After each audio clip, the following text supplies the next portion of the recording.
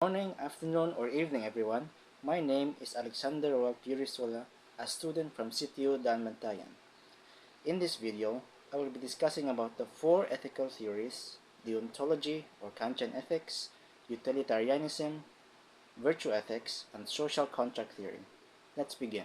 First off, deontology, from the Greek word deon. It is an ethical theory that judges the morality of an action based on whether the action adheres to a set of rules or duties. The moral worth of an action is not determined by its consequences, but by whether it fulfills a duty or obligation. This theory is often associated with Immanuel Kant. The most famous form is Kantian ethics, who argued that moral rules must be absolute and applied to everyone with no contradictions. So, for example, when someone lies for the sake of saving or helping someone, it is still ethically wrong because the action of lying itself is wrong. It doesn't matter what the results are, or what the consequences are. The action of lying itself is wrong. So Kant formulated two concepts: universalizability and humanity as an end, both of which are known to be the most famous concepts that Kant formulated. There are others that Kant theorized or formulated from deontology, but these will be the only two I'll be discussing in this video. So first off, universalizability.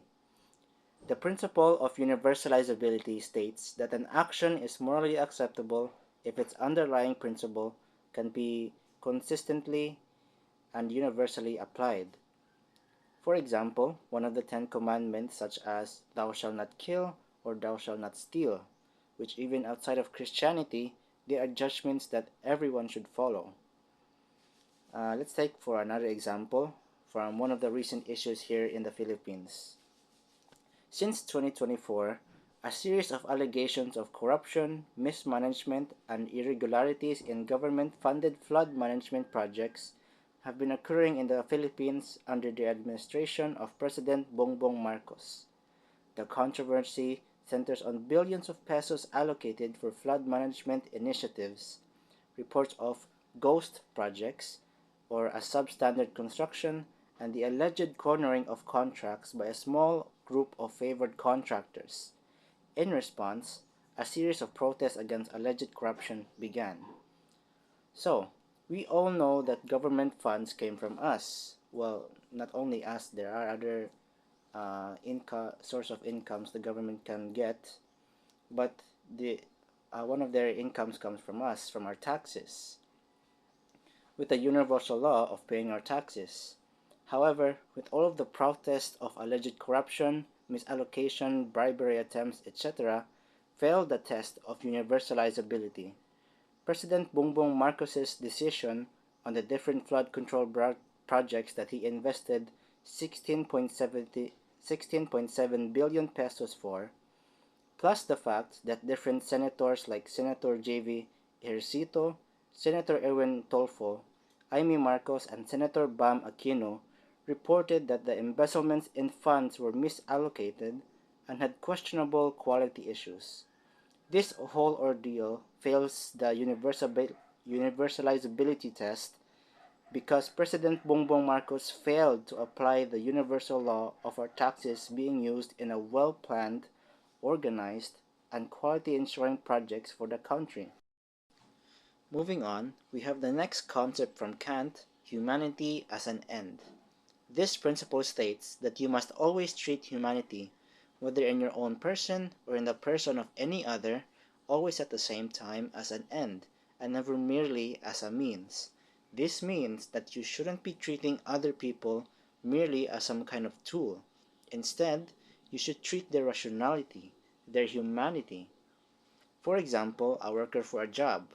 You pay them a fair wage, treat them with respect, and provide safe working conditions. You don't just use them or see them as someone who can get the work done. They're someone you should treat them with respect for working for you in the first place.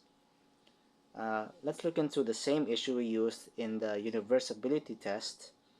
Now, I of course don't know what exactly Marcos's thoughts are, but President Marcos's quality issues with his large embezzlement and the fact that in August 2025 a 100 million pesos flood control project even collapsed, which raised public concerns, and it makes the citizens' hard-earned money feel like they're being recklessly used.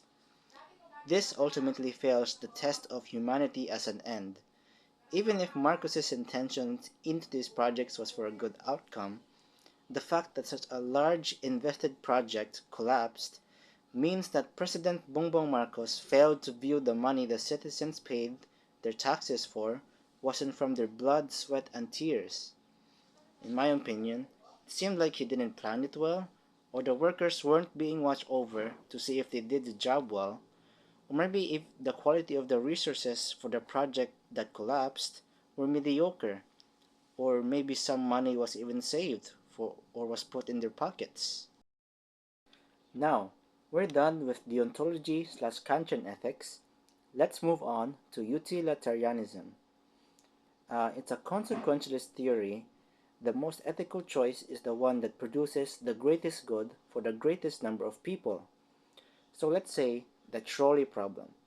If the individual chooses to pull the lever, he'll get the one person tied up to the track killed, but save the five people who are also tied up on the track that's right across. With the theory of utilitarianism, the most ethical choice will be to pull the lever to kill the one person and save the other five, producing the greatest good for the greatest number of people. Now, although that may leave you with the guilt of getting one person killed, it's probably less heavy than getting five people killed for the sake of saving one life. Let's look into another issue the Philippines went through, which we all, including myself, suffered from: COVID-19.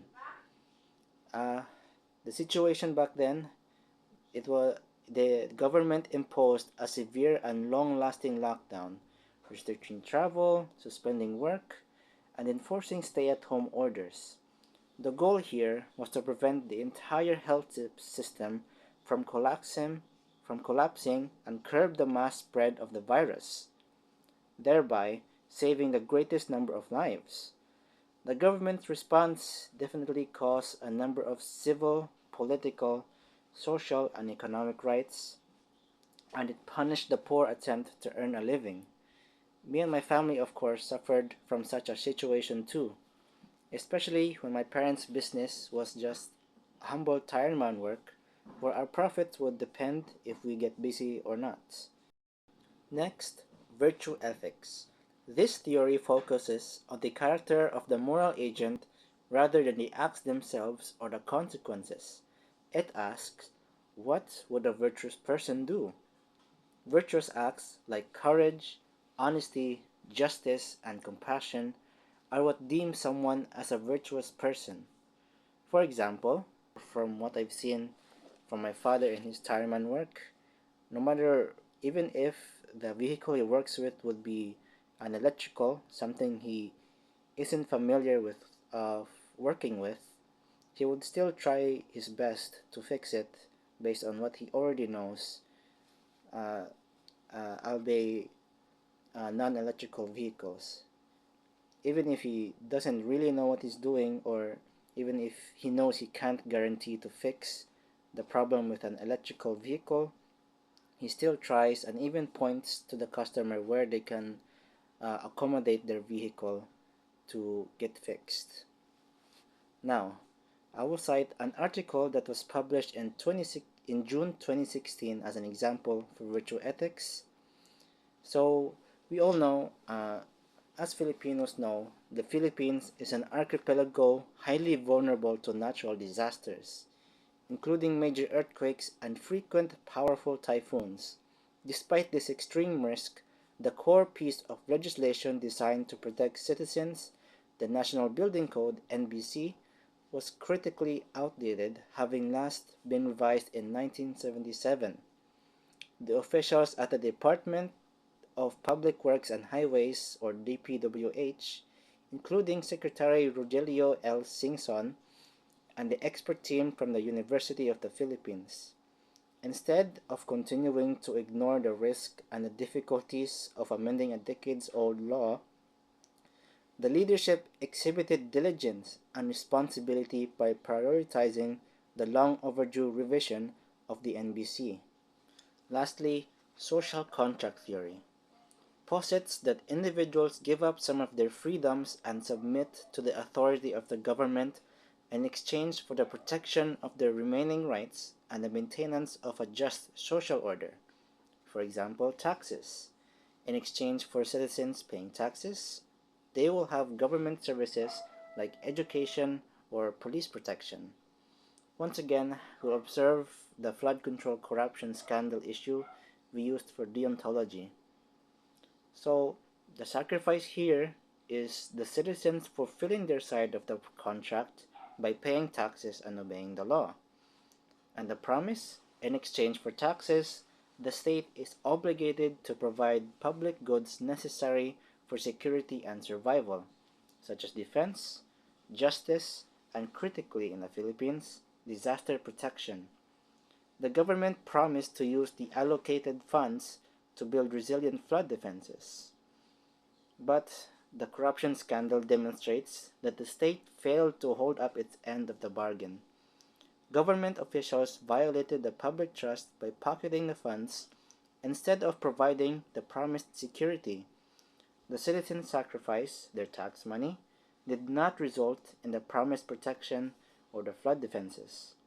In fact, the failure of the projects put citizens' lives and property at greater risk, which proved even further with the recent disasters like the Bagyong Tino and even the recent 6.9 magnitude here in Bogo City, which is where I live. And that is all for the four ethical theories. The sources I got all of these examples will be in the description below. Thank you and have a wonderful day.